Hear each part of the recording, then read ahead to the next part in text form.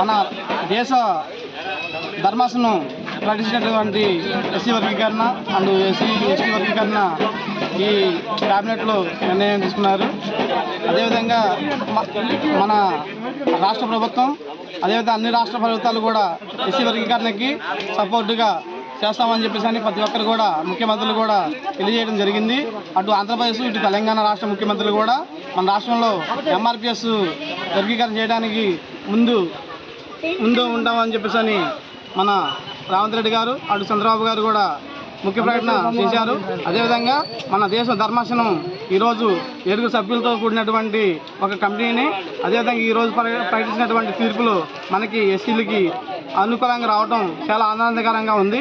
కాబట్టి ఈ 30 సంవత్సరాలు సుదీర్ఘ కాలంలో మన ఎస్సీ ఎస్టీ వర్గీకరణకు సంబంధించినటువంటి ఈ తీర్పు ఎంతో ఆనందకరమైన విషయంగా మనం